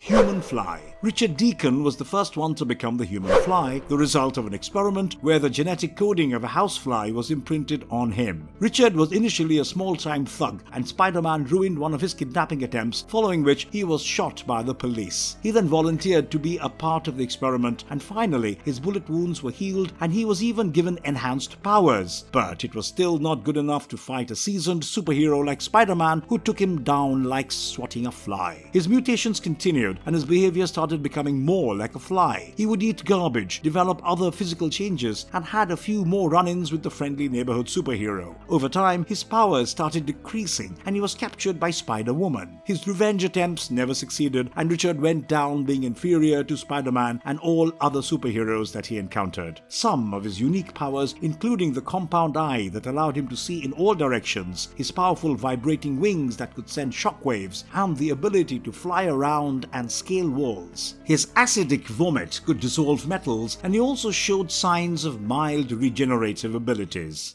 Will-O-the-Wisp. Before turning into the notorious Will-O-the-Wisp, Dr. Jackson Arvard worked as a physicist who had developed an uncanny control over electromagnetic attraction. This enabled him to make adjustments to the density of his body, and his abilities were then used for crime by his employer Jonas Harrow. Most of his misadventures, however, were prevented by Spider-Man, and Will-O-the-Wisp took over Killer Shrike's powerful battlesuit to enhance his abilities. In the Civil War story arc, Will-O-the-Wisp was seen yet again among the supervillain army amassed by Hammerhead. Iron Man and S.H.I.E.L.D. made quick work of the entire group, and he was defeated just like his previous endeavors. Will-O-the-Wisp had also developed superhuman strength apart from his ability to manipulate his physical body. He could fly around at subsonic speeds, and during these flights he looked like a glowing sphere, which got him the name. Besides, Jackson Arvard was a brilliant scientist himself, and his genius mind was always an asset in his criminal activities. Slide. A chemical engineer named Jerome Beecher created a special non-stick coating that could be applied to just about anything, but his invention was not valued by his employers. After being fired, Jerome created a special costume that was coated in this substance, and he decided to use this specialized suit to rob banks. He could effortlessly slide across floors, and this got him the name Slide. He had super fast speed, and it was almost impossible to catch him under normal conditions. He also added a few pads on the suit so that he could grip objects, and even Spider-Man's webbing could not affect him in his special costume. In one of his story arcs, he planned a bank robbery, only to experience a one-on-one encounter with Spider-Man. He was defeated and captured by the cops, but he seemed content about giving a tough time to the web slinger. Later, he was seen in the Civil War story arc when he was made a part of a group called the Hero Hunters. One of Hammerhead's minions killed him for refusing to join his call, and it was intended to send a message to others who hesitated to join. After his death, an unknown person took up the name Slide, and later, yet another blue version of Slide could be seen fighting Spider-Man. Alistair Smythe. He was the son of a notable Spider-Man villain, Spencer Smythe, who had spent his entire life trying to get rid of the superhero. Alistair shared his father's hatred for Spider-Man, and he developed some enhanced Spider Slayers, which were actually advanced robots designed to kill the superhero. He failed to get the job done, and after being defeated by Spider-Man, he joined Kingpin briefly until it clashed with his ultimate goal in mind. He also enhanced his physical abilities by covering his body in a bioorganic carapace, and it became a powerful armor for him. Besides, he had previously lost the ability to walk, and this adjustment allowed him to function better than before. The new structure provided him with bird-like talons, curved blades from each shoulder, and smaller blades on each arm. He even designed himself a web shooter fitted on his forearm to be an even match for Spider-Man. He was still defeated, but his urge to get revenge brought him at loggerheads with the superhero on a few other occasions. Sticks and Stone. Jacob Icon was a homeless man who was approached to participate in the testing of some new pharmaceutical products. They did not warn him about the risks and lured him into being a human guinea pig for a good pay. What Jacob did not know was that one of the scientists was pursuing his own research on human immunity to cancer through a controlled exposure to the deadly disease. The mutated cancer compound injected in Jacob did give him immunity, but he became a deadly mutant, a living cancer cell who could kill anyone merely by touching them. It also altered his mind, and he took up the name Sticks with an unhealthy obsession towards death. The head of the research firm that hired him, Gerald Stone, felt guilty about his condition and wanted to find a cure. However, they both ended up being deadly mercenaries named Sticks and Stones, and they did way more than break your bones. A later story arc suggested that Sticks' condition had worsened, and he was now a massive rock monster. Sticks and Stones fought Spider-Man in a grueling combat, but they were both defeated by the superhero. Sticks in particular was a creepy and terrifying villain who believed that killing people enabled him to release them from all their troubles. He gave off strong serial killer vibes, and it is a pity that the creators did not feature him and Stone in more intense storylines. Grey Goblin. If you thought there could be nothing worse than Green Goblin, you clearly did not know about Gabriel Stacy, aka Grey Goblin. He was the cloned son of Gwen Stacy and Norman Osborn, and he, along with his sister Sarah, was subjected to some strange genetic experiments. It was all a cunning ploy by Harry Osborn to make his father and Peter Parker suffer, and he even manipulated their memories to make them think that Norman Osborn was their real father. Both Gabriel and Sarah suffered from accelerated aging, and they were both fed lies about Peter Parker being their real father. When they were older, they sought revenge on Spider-Man, and despite his attempts to to convince them Gabriel still wanted him dead for abandoning them. When he later found out that Spider-Man wasn't lying, he injected himself with a goblin serum and donned a grey version of the suit. Surprisingly, he still wanted to kill Spider-Man, and the web slinger was saved by Gabriel's sister Sarah. He also had a few run-ins with Harry Osborn. From whatever little we have seen of him in the comic books, Grey Goblin seemed deadlier than Green Goblin variant with the same powers, only in a greater magnitude. Morlan. Ezekiel was a man with similar powers as Spider-Man, and he warned the web-slinger that people like him who acted as a totem between a man and a creature had many sworn enemies. Soon, Morlan showed up, and according to Ezekiel, Morlan had existed timelessly to destroy all totem-based forces like Spider-Man. Slowly, Morlan started stalking and tormenting Spider-Man, and even his spider sense often failed to detect him around. Their fights were shockingly one-sided, where the web-slinger's best efforts always ended up falling short. Even when he tried to flee, Morlan always managed to trace him, and it seemed like a doomed cat-and-mouse game for Peter Parker. After consulting Ezekiel, Peter lured Morlan into a nuclear power plant and got exposed to radiation so that Morlan would be burnt under the impact. Eventually, Spider-Man got the better of him as he steadily disintegrated, and finally his own minion shot him and made him crumble to dust. He has plagued Spider-Man in various memorable comic book story arcs, and each time it was an extremely difficult task for the superhero to fight the entity that drained his life force. Morlan could suck the life force by mere physical contact and also had superhuman abilities to make him a powerful combatant. He was technically indestructible, and thus it can be presumed that Morlan is still lurking around waiting to prey on Spider-Man. Chartres. Chartres was a dreaded cosmic entity who turned into a wasp-like dark goddess and had a particular dislike for spiders. When she found out about Spider-Man, she immediately perceived him as the perfect meal for her young ones, and she followed him to Earth. When she first clashed with Spider-Man, it was immediately clear that she was far more superior, and the dark goddess made life difficult for the superhero. Since he was well versed with the city, he briefly managed to escape, but Chartres would always track him down. She laid a trap for him by posing as a human who was his jilted lover, and on a live interview, angered by fake allegations, Spider-Man crashed into the interview to attack her, but this is exactly what she wanted. He was almost paralyzed and rendered mindless by her toxins, and eventually Ezekiel came to his rescue. Together they set a trap for Chartres, and finally Spider-Man got rid of his nemesis. However, just like Morlan, Chartres is not someone who can be destroyed, and technically she still exists in her own dimension.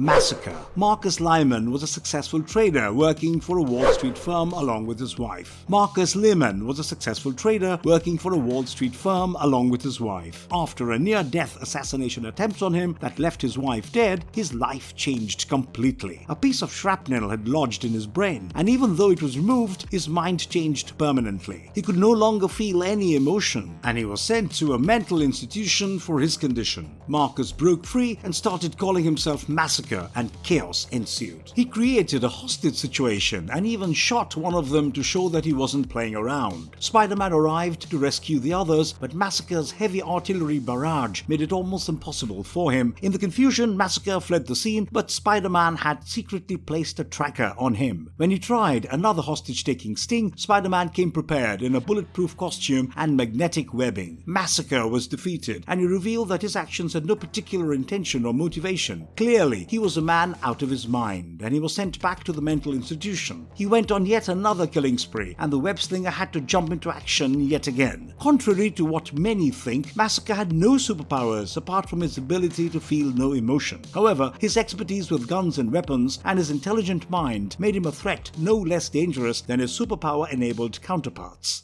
Overdrive. This supervillain had a unique ability that we all wish we had. He could convert any regular vehicle into an insanely powerful and fast machine. Imagine doing that to your Toyota and changing it into a Lamborghini. He was a car race driver named James Beverly, and he always dreamed of becoming a superhero. After a deadly accident, he was helped by Power Broker and Mr. Negative, who soon took him as part of his criminal organization. He wanted to steal a precious artifact from the museum, but feared Spider-Man ruining his plans. Overdrive made sure that a high-speed chase followed because his car was traveling at incredible speeds. Spider-Man eventually caught up, only to find that Overdrive was one of his biggest fans and simply wanted an autograph. While this was a botched attempt, he was further engaged by Mr. Negative to steal the sonic power pulse generator. Once again, Spider-Man foiled the mission, and when an angry Mr. Negative decided to get rid of Overdrive for his repeated failures, he simply converted a limousine into a superfast car and got away. During one of his fights with Spider-Man, he even changed into the Spider-Mobile and shot the superhero with similar webs. Overdrive also worked for Kingpin and went back to work for Mr. Negative even after their fallout. While his powers worked like magic in getaway situations, staying away from the vehicle for too long also reversed the effects. Screwball. Welcome to the world's first ever live streaming supervillain. Screwball started off as an internet personality, and she was no more than an attention monger on social media. She got her own camera crew to film all her crimes, and her actions were then uploaded on a website. During one of her criminal antics, she was nabbed by Spider-Man, but Screwball managed to get away. She once dressed up as Spider-Man to fight in a staged duel, which would win the bookie a lot of money. People would easily bet on the superhero only to lose their money because everything was pre-planned. Unfortunately for them, the real Spider-Man broke into the scene and finally unmasked her. She once stole $10 million, only to be taken down by the web slinger yet again. She was no more than a minor nuisance until she started working with Dr. Octopus. She was briefly used by the cunning supervillain to trouble Spider-Man, but her fate remained the same. Screwball was like an influencer being a villain, and her only noteworthy powers included supreme gymnastic skills.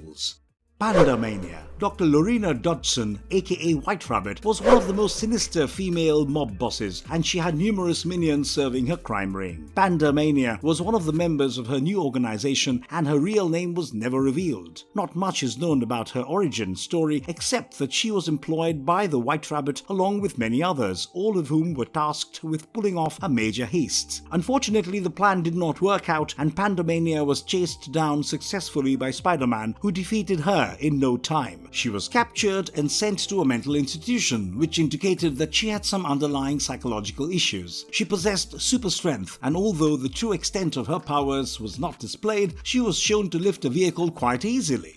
Regent. Given how this particular supervillain killed the entire group of Avengers except for Spider-Man, it can be surprising how Regent is not so popular. He was a man named Augustus Roman, the CEO of Empire Unlimited. He kidnapped various unsuspecting superheroes and held them captive, and the Avengers discovered that he harvested their genetic materials from their dead bodies to acquire their abilities. He called himself Regent and killed off the entire Avengers team, with only Spider-Man left to avenge them. Peter Parker had decided to give up his superhero for the sake of his family, but he had to jump back in business after the Sinister Six was unleashed upon him by Regent. Eventually, Spider-Man, along with S.H.I.E.L.D. members, took him down, and he was taken into custody for his crimes. They required a special holding device to keep him locked up, and the citizens averted a major supervillain uprising following his demise. Regent had taken the superpowers of various mutants and vigilantes and superheroes like Iceman, Cyclops, Storm, Colossus, Professor X, Havoc, etc. If the stasis tubes that contained their bodies could be destroyed, Regent would lose his powers as well. Carrion. There have been a few antagonists who took up the name Carrion, but the first one on the list was a Miles Warren clone. He somehow knew the real identity of Spider-Man and sought an alliance with the nefarious Magia organization to kill the superhero. He blamed Peter Parker for the death of Gwen Stacy and later revealed that he was a clone of Professor Miles Warren, who went by his alias Jackal. He used a deadly spider amoeba to kill Peter, but the latter managed to change into Spider-Man and used the same spider amoeba to destroy this evil clone. One of Peter's rival students from the university, Malcolm McBride, became the second incarnation of Carrion after getting exposed to an advanced genetic creation in a test tube at Miles Warren's old laboratory. He then joined hands with the likes of Hobgoblin to attack Spider-Man and also formed alliances with Carnage, Demogoblin, and Doppelganger. Finally, Traveler managed to transform him back, and he also eliminated all his memories about the entire incident. Dr. William Allen was the next to fall victim to the Carrion saga, and later a new version of Carrion in the form of a sentient virus could also be observed. Carrion has been shown to possess telepathic powers apart from his insane strength and durability. The sentient Carrion variant could infect the victims and control their physical forms. Sin Eater. Stanley Carter was a S.H.I.E.L.D. agent before being injected with a certain experimental drug that increased his physical abilities immensely. He grew extremely violent and killed anyone caught on the wrong side of the law. He decimated many of his victims before Spider-Man stopped him from killing his next one, Peter Parker's first love, Betty Brant. A furious Spider-Man almost beat him to death and he was then taken in. Stanley Carter underwent treatment for his conditions, but he kept having visions from his days as the Sin Eater. Eventually, he snapped, and after he emerged with a shotgun, the police shot him dead. The Sin Eater was later revived and continued to have brief encounters with Spider-Man in various story arcs. Another version of Sin Eater was Emil Gregg, Stanley Carter's delusional neighbor. He was later revived as a zombie version of Sin Eater before being destroyed by Eddie Brock. There has also been a serial killer who was inspired by Sin Eater and killed in similar fashion. Much like Captain America, the original Sin Eater had heightened physical powers, and yet it was contained within the limitations of the human body. Foreigner. The Foreigner did not have any superpowers to show for, but the deadly mercenary made up for his lack of superpowers with his martial arts skills. He was in prime physical state, and he was often regarded as the greatest martial artist in the Marvel Universe. His first appearance put him as Spider-Man's opponent, and he was seen admonishing another supervillain named Chance for failing to kill the superhero. He turned his sights to kill the Black Cat, but Spider-Man intervened. Later, the Foreigner even framed Spider-Man for the murder of Blaze. Besides training the powerful mutant Sabretooth, the Foreigner also took some daring hit jobs, such as the mission to kill Hobgoblin. He mostly functioned as the skilled killer for hire, and most of his run-ins with superheroes resulted from his assignments. Besides being a trained mercenary, the Foreigner could also put someone in a hypnotic trance by looking them in the eye. He was also a master of disguise and could impersonate just about anyone, and his peak physical skill often went to superpower proportions. Spot. The Spot, aka Dr. Jonathan On, was a former scientist at MIT who went on to work for Kingpin. He was tasked with recreating the radiation levels of Cloak, the superhero, so that his powers could be replicated, and he ended up creating a black circular portal to the other dimension. After stepping into the portal, he found himself in a different dimension. He swam through the multiple portals around him and found his way back to the original dimension. However, this interdimensional travel had affected his body and covered it in black spots. He realized the true extent of his superpowers and even protected Kingpin from a combined attack of Spider-Man and the Black Cat. He was eventually defeated by the superhero, but his fate hardly changed in all their following duels. But Spot was always a unique supervillain with a special ability. He could manipulate reality, making use of his dimensional controls, and by creating a number of space warps, he could confuse his enemies. He also made use of multiple dimensions to attack Spider-Man, kicking and punching him from multiple angles with the superhero clueless about the next blow. Spot was also immortal in some sense because destruction of his physical body would still preserve his existence.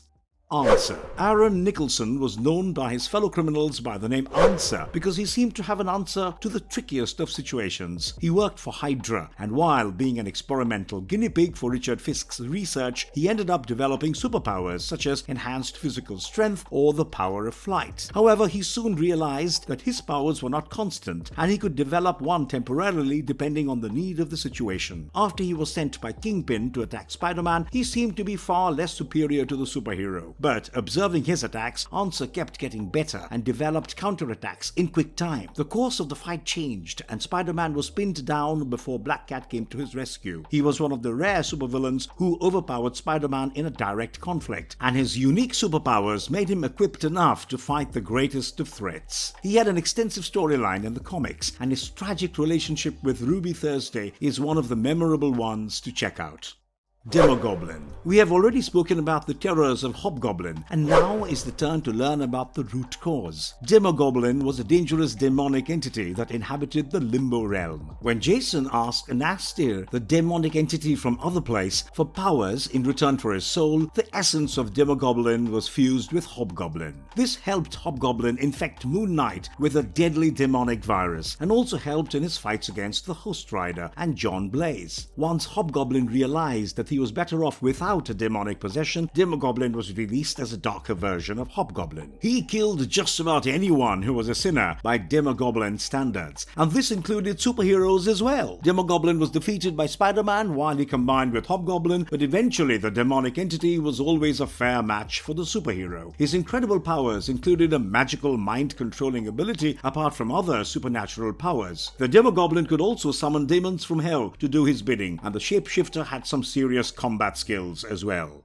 The Lobo Brothers. All Spider-Man fans are familiar with the threat posed by the Lobo cartel that was formed by the mutant Lobo brothers Carlos and Eduardo. They arrived in South Texas in the middle of raging gang wars and put an end to the infighting by uniting all the warring parties. The former leaders were soon replaced by the Lobo brothers, and Carlos deserved much of the credit for this diplomatic move. Trouble started brewing when they tried to expand their operations to Dallas and New York City and found themselves at odds with existing crime lords like Kingpin. During one of their meetings, Spider-Man attacked the gangs, and a chaotic fighting ensued that got one of the Lobo brothers killed. Carlos Lobo was the only surviving member, and he continued to run the cartel with his mutant sister, Esmeralda Lobo. They now dealt in human trafficking, and Carlos Lobo continued to have more run-ins with the friendly neighborhood superhero.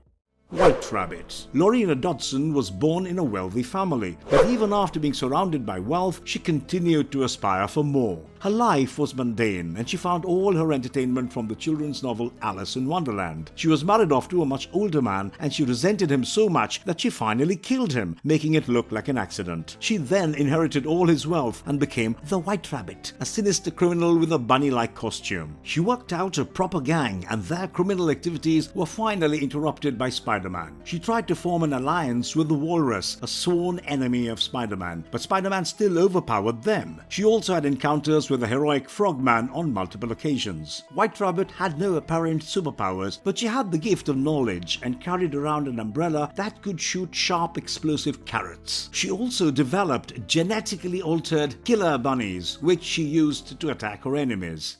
Stegron. A man named Vincent Stegron was appointed by S.H.I.E.L.D. to explore the DNA of dinosaurs from the secret realm of Savage Land. But Stegron was heavily influenced by how Professor Connors had turned himself into the lizard, and he injected himself with dinosaur DNA for similar results. The result of this silly experiment transformed him into a terrifying semi-humanoid Stegosaurus-looking creature, and he also developed the ability to command other dinosaurs. He transferred several dinosaurs from the Savage Land to New York City, and here he met the likes of Spider-Man. A fierce battle followed, and Stegron was knocked into a river where it appeared that he had drowned. However, he soon returned and continued to blackmail Professor Connors to help him restore dinosaur remains in the museum. When the professor changed into the lizard, the two mutated reptiles fought. Once again, Spider-Man intervened to break them up and sent Stegron into hibernation. Later, he appeared yet again and threatened to take down Spider-Man in his dinosaur avatar after teaming up with many other supervillains like Dr. Octopus and Vulture. His elaborate story arcs show him as a strange dinosaur mutant with excessive powers and a prehensile tail that can be used as a weapon. Stegron, like any other reptile, is vulnerable to cold weather conditions, and it was often used to subdue him.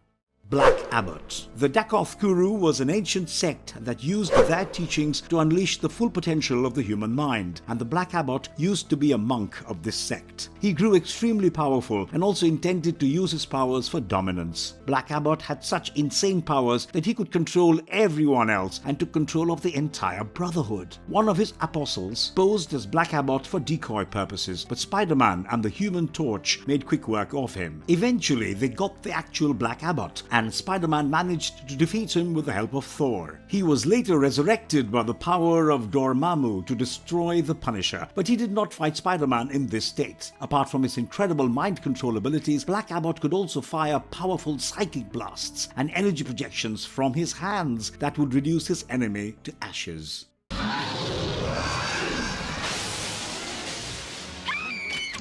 Doppelganger. Almost every superhero across Marvel and DC universes has fought a similar evil version of themselves, and Spider-Man was not an exception. The doppelganger was created as a vicious, mindless entity that was an exact duplicate of Spider-Man, but with animalistic tendencies. He engaged the superhero in a fierce battle along with Demogoblin and Hobgoblin, but Hobgoblin accidentally ended up killing Doppelganger. Later, Demogoblin revived this vicious clone of Spider-Man, and it continued to trouble the superhero further. Doppelganger also formed a mother-child bond with Shriek, and while protecting her from Carnage, he sustained fatal injuries. Initial versions of Doppelganger were not capable of speech, but the later incarnations showed him with minimal speaking abilities. It had very similar powers as Spider-Man, but in matters of pure strength, the Doppelganger overpowered the superhero. The extra arms of Doppelganger were armed with deadly talons, and the only major weakness of this morbid entity was its lack of intelligence.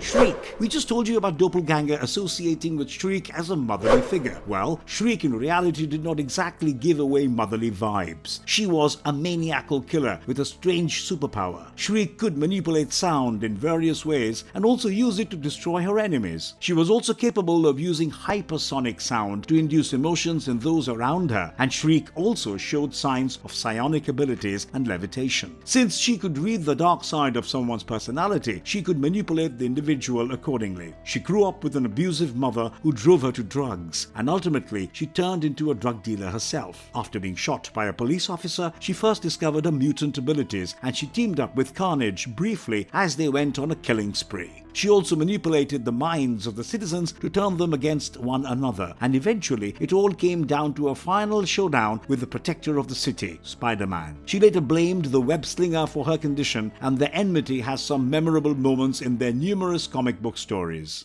Incandescent Man. Project Pegasus was experimenting on the ability of humans to draw in electricity, and a test subject was exposed to bioconductors to see if he could do what was desired. The experiment succeeded and failed at the same time. While the man could draw electricity to himself, the massive energy surge drove him crazy. He fled the facility and ran into a river where the water drained his body of electrons and kept him afloat. When men on a ferry rescued him, the man emerged in his Incandescent Man avatar and absorbed all the electricity from the surroundings. He started wandering around Manhattan, looking to drain all the electricity, and eventually Spider-Man confronted him along with Cannonball. Incandescent Man could also shoot electricity bolts from his hands to destroy his enemies. They realized that the main weakness of Incandescent Man was water, and eventually he was knocked into the Hudson River so that all his powers got drained. As it turned out, a helicopter pilot who was trying to help Spider-Man and Cannonball was actually the twin sister of Incandescent Man, and she wanted to destroy the place that caused his condition in the first place. Boomerang. It is an interesting story of how a young boy named Fred Myers, who was fascinated with baseball in Australia, became one of the infamous Spider-Man villains. A lot of it resulted from his greed after he materialized his dream of playing in a major league team. He started to accept bribes and perform accordingly, and eventually he was caught and removed from the sport. By this time, an evil organization called Secret Empire spotted his talents and handed him a special suit and deadly boomerangs to do their dirty work. After his initial clash with the Hulk, Fred Myers, now known as Boomerang, met his match in Spider-Man. This happened when he was hired by Viper to develop a sinister plan against S.H.I.E.L.D., and Spider-Man, Nick Fury, and Black Widow took on this threat. Later, Boomerang also worked for Kingpin and tried to kill the web-shooting superhero to impress the crime lord. He even fought Spider-Man as a part of Sinister Syndicate, but none of his several efforts bore any fruit against the superhero. Although Boomerang never had any superpowers as such, he was still a force to reckon with because of his speed, strength, agility, and quick reflexes. Being a professional athlete, he was in good shape, and he was deadly with the use of his most valued weapon, the boomerang. He even developed some exploding boomerangs to add to his arsenal. Hippo. An innocent hippopotamus in the zoo had a massive change of fate when High Evolutionary turned the creature into a humanoid version. His condition worsened after Venom ate his left leg, and he had to be fitted with a cybernetic appendage for the same. Venom during the time was impersonating Spider-Man, and Hippo blamed the superhero for his condition. Later he joined a group called the Redeemers to fight back against the web-stinger, but their efforts failed. Another story arc portrayed some animosity between Hippo and Spider-Man, and even accompanied played by Ronin, the friendly neighborhood superhero found it tough going against him. Hippo went on to have many more alliances, but none of them worked wonders to change his fate against Spider-Man. In his humanoid form, Hippo was extremely powerful, with more physical strength than Spider-Man himself. He also had an impenetrable skin that made it difficult to attack him, and just like a hippopotamus, he was very comfortable in aquatic terrains. Okay, if you want it, buy it! Beetle. Quite a few in the Marvel Universe have taken the name Beetle, and the first one to embrace this alias was Abner Jenkins. He was a skilled mechanic who wanted some adventure in his life. He dressed up and fought under the Beetle name, but he was defeated by the Fantastic Four. Later, Layla Davis, a widow of a supervillain named Ringer, took up the mantle and worked as a driver for the Sinister Syndicate. However, her story did not have a happy ending as she was crushed within her Beetle costume. Before her death, however, she had a few encounters with Spider-Man, whom she blamed for her condition. The superhero was too powerful for her and got her captured. This version of Beetle could be seen within a well-built suit, and she also had superhuman strength along with a variety of weapons at her disposal. Her suit also came with artificial wings that enabled her to fly. In the Civil War story arc, 3 college students stole the Beetle armor, and even their fate had a terrible conclusion stored for them.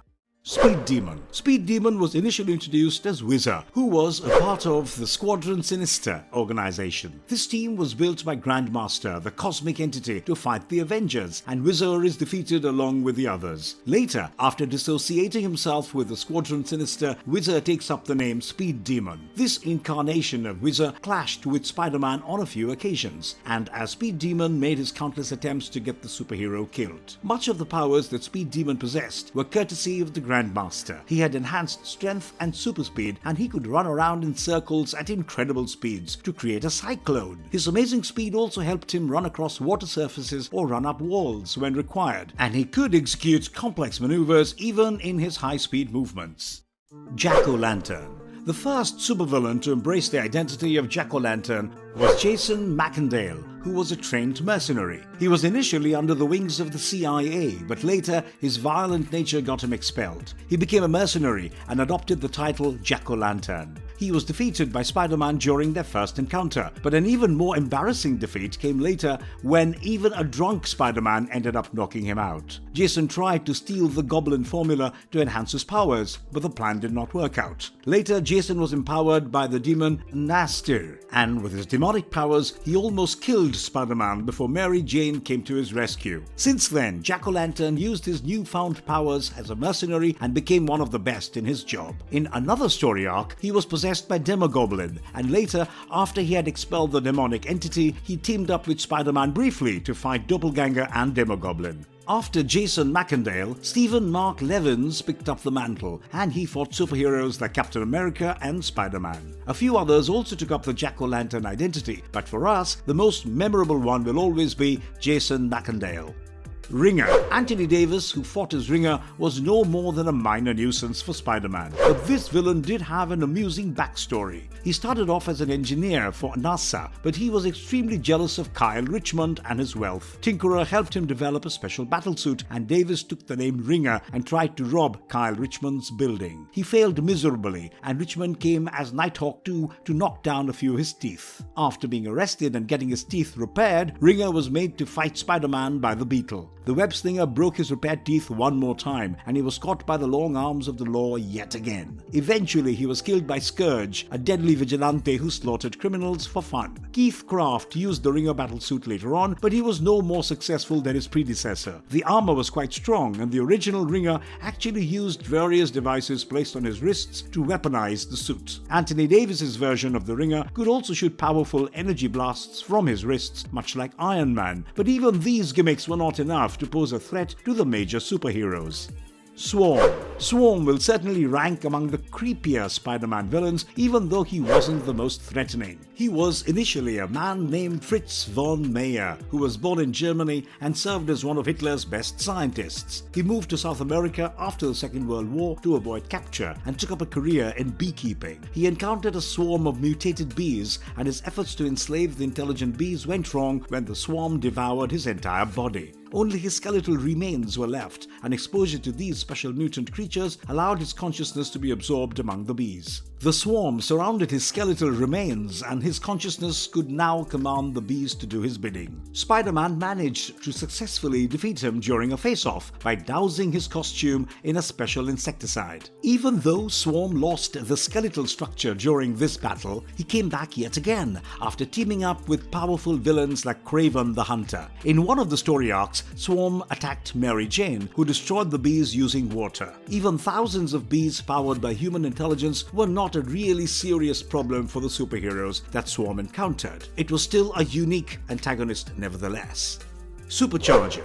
Supercharger is exactly as the name suggests, a living battery of extreme energy. Ronnie Hillard grew up with a father who was a scientist obsessed with the study of superheroes. Even Ronnie helped out his father in his experiments, but a fatal explosion in their power generator killed his father. Later, Ronnie was surprised to realize that the event also gave him superpowers. In a fit of rage, he blamed all the superheroes for his father's death, and he was determined to give all superheroes a bad name. He dressed up as Supercharger and came on a television show with the intention to tarnish the image of all superheroes. He planned to kill all those in attendance, but Spider-Man came to their rescue and fought back. He drained Supercharger's powers after connecting him to the electrical equipment in the studio. His only superpowers were absorbing massive amounts of electrical energy and also releasing the same to cause some heavy damage to his enemies.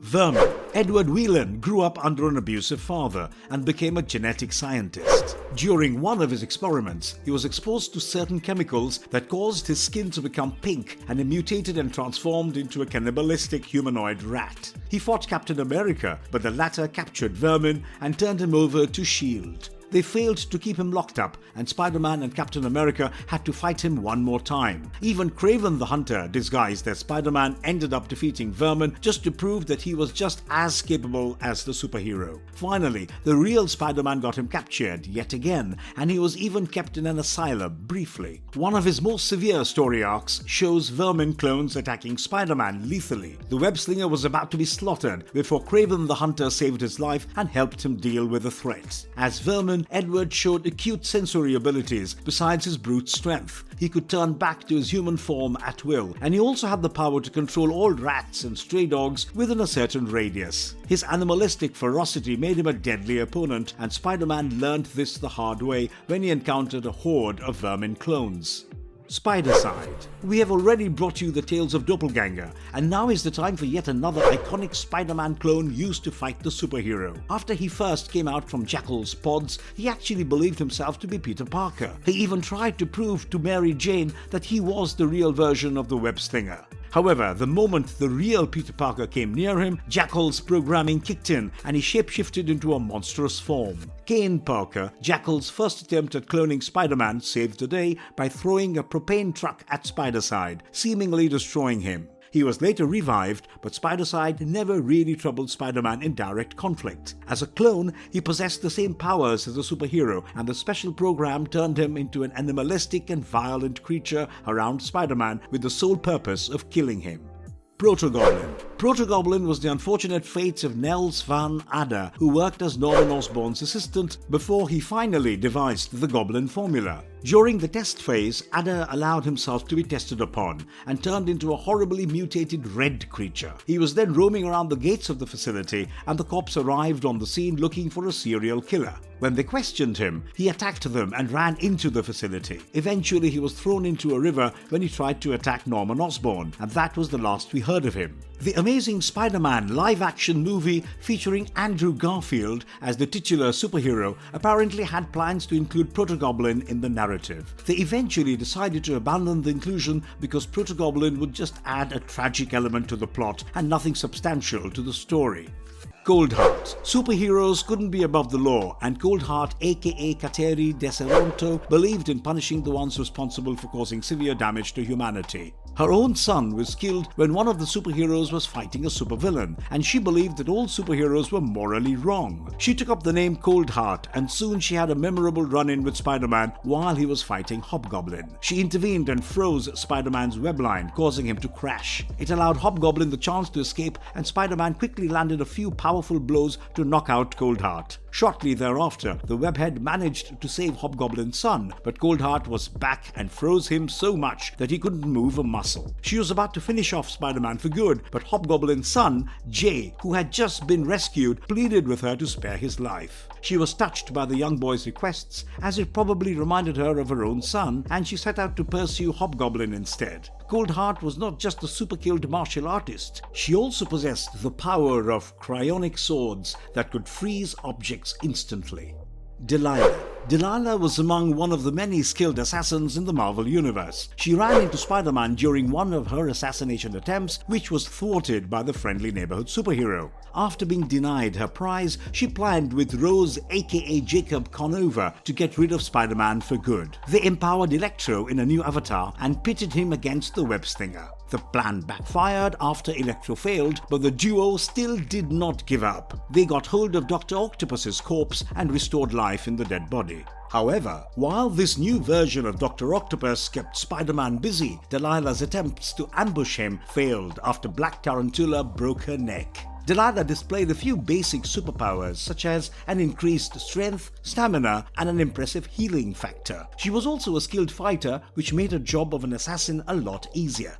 Puma. Thomas Fireheart, who later became Puma, belonged to a Native American tribe, and their tribe believed in an ancient prophecy which suggested that one day there would be a super powerful being among them who would destroy the world. The tribe attempted to create the perfect warrior for generations, and Thomas Fireheart was the latest in the line of these brave men. He could turn into a supremely powerful humanoid mountain lion at will, and he was also a trained martial artist under the guidance of a Japanese master. Thomas was also very intelligent, and he went on to own Fireheart Enterprises, but he soon got bored of his mundane. He decided to make use of his skills as Puma and offered his services as a mercenary. One such mission assigned him the task to kill Spider-Man, but Black Cat foiled his plans. He made another attempt to slay the web slinger, but he had a change of heart after watching him save innocent people. Later, he even got to know that Peter Parker was Spider-Man, and the two worked together on a few missions. He wasn't exactly a Spider-Man villain in the true sense of the term, but the man almost got the superhero killed and hence deserves a place on this list.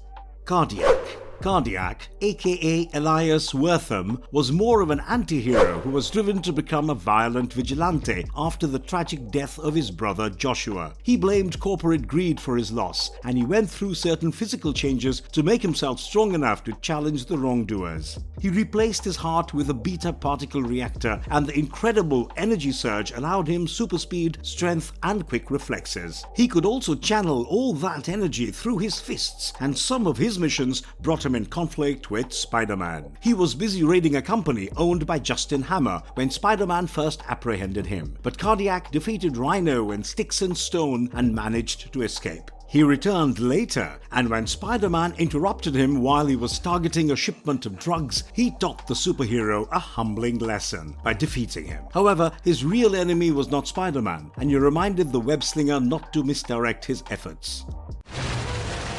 You can't outrun him! I've got to keep you out of this!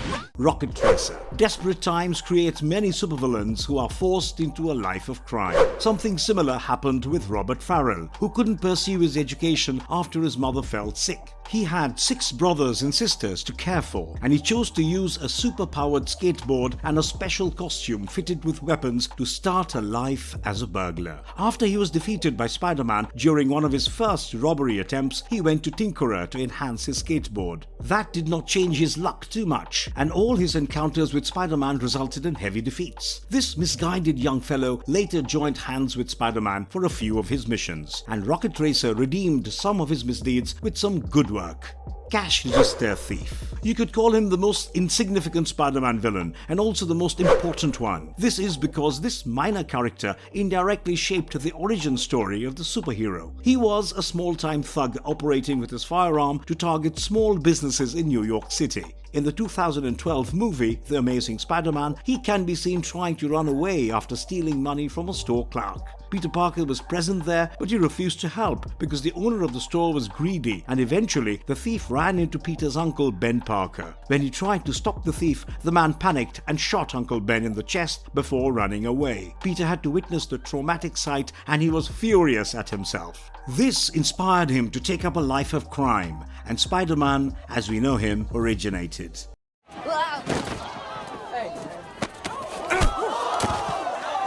Flash Thompson. Flash Thompson is one of the most ironic Spider-Man villains because he bullies Peter Parker in high school but admires his superhero alter ego. Of course, he's unaware of Spider-Man's secret identity, but their conflicts provide some very entertaining events. With time, he became a good friend of Peter Parker and even discovered his secret identity. He joined the US Army, but his combat experience left him shaken. He lost both his legs, turned to alcoholism, and eventually became the new host for Anti-Venom symbiote. He had a few grueling battles with his old friends, but more often than not, Flash Thompson was by his side as a trusted ally. After becoming a host for the symbiote, he grew a new pair of legs, and with his military training, Flash Thompson was already a skilled fighter. He also gained healing abilities courtesy of the symbiote, and, friend or foe, he deserved to be taken seriously in either version.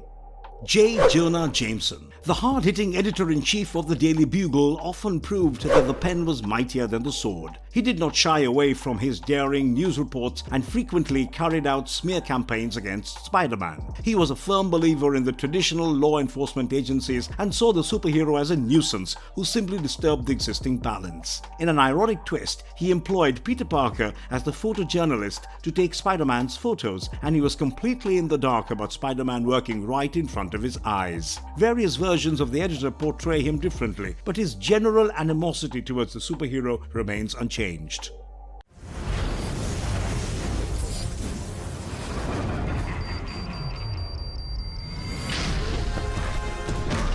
Sinister Six. We have mentioned Sinister Six quite a few times in this video, and it is about time that we explore the Sinister organization in greater detail. It was a dedicated supervillain association that planned to get rid of the web-faced superhero, and the founding members were some of his strongest antagonists put together. The original Sinister Six included Dr. Octopus, Craven the Hunter, Vulture, Sandman, Electro, and Mysterio. It is a miracle that the superhero managed to survive their combined onslaught, but the organization never really tasted anything more than temporary or short-lived success against him.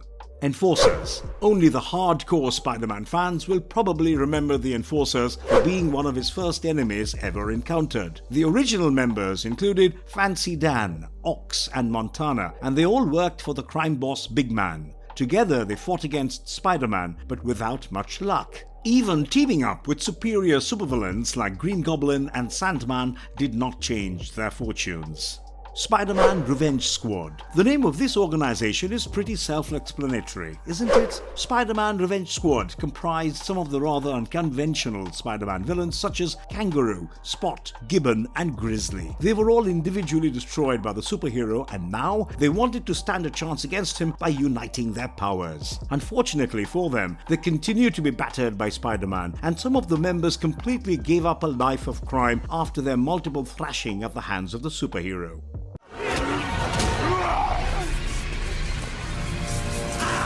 Sinister Syndicate. There have been multiple occasions when Spider-Man's antagonists banded together with a common goal, and Sinister Syndicate was another of those nefarious organizations. Beetle was the founder, and the original group included Rhino, Boomerang, Speed Demon, and Hydraman. However, their main plan was not really the destruction of Spider-Man, but simply to continue their business without any hassles. It did not take long for Spider-Man to dismantle the group with a little help from Silver Sable and Sandman. Inheritors. This has to be the deadliest amongst all of the anti-Spider-Man groups because most of the members were somewhat superior to the superhero and some almost ended up killing him. They were a clan of totemic hunters who fed on the life force of beings like Spider-Man who were a connection between the human and animal kingdom. We have spoken about the terrorizing effect that Chartres had on Spider-Man, and the superhero almost lost his life during their conflict. Luckily for the superhero, interactions with these entities have been rare, and and he always found a way to avoid getting killed. We hope you enjoyed our very own library of every Spider-Man villain across all times. Do let us know in the comments below about your favorite ones from the list, and also tell us why you fancy the villain.